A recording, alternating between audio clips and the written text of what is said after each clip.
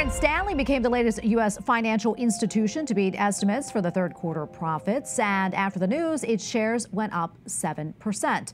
Other U.S. banks also beat gloomy third quarter forecasts, including Citigroup and Bank of America. And while the stronger than expected earnings are good for banks' bottom lines, what impact does it have on the U.S. economy and the election?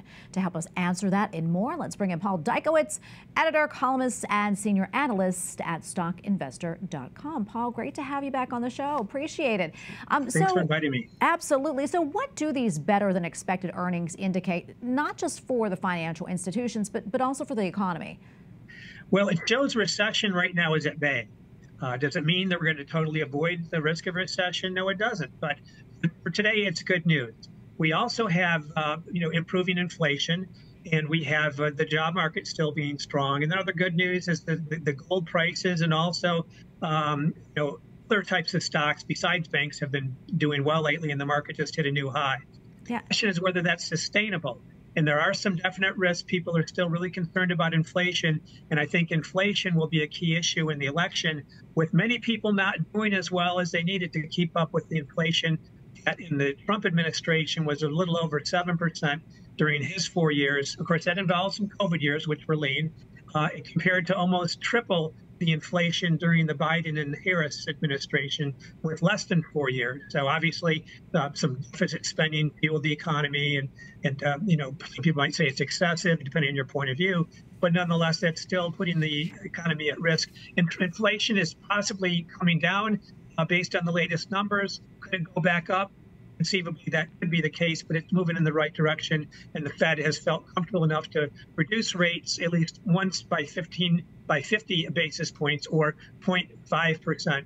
And so it's suggesting that there are some opportunities for growth, but still concerned. And some people have not done well enough to keep up with inflation over these last 4 years, thinking if it was more than 20% and their pay didn't go up that much, they're probably feeling financially hurt. And the numbers from a recent Reserve System study found that's exactly the case. Yeah, Paul, let's talk about the economy overall and how it impacts elections historically. And how do you see it impacting this election?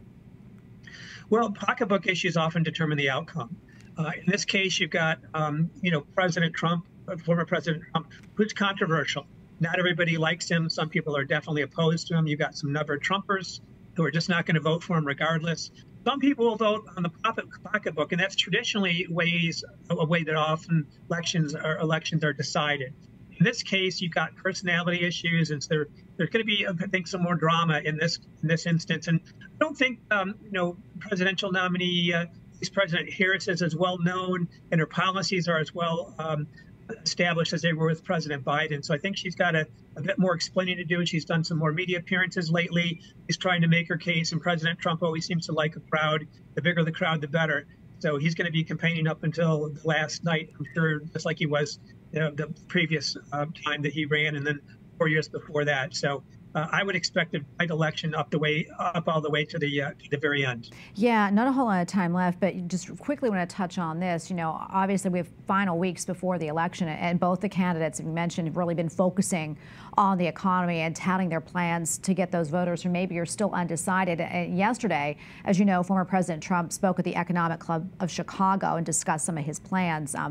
Also talked about, part of the plan, imposing those cross-the-board tariffs on imported foreign goods, something he believes will incentivize companies to build factories here in the U.S. in order to avoid those tariffs. But some economists believe that's only going to raise prices for consumers. Really quickly, in layman's terms, can you explain this to us, Paul, and your thoughts on it?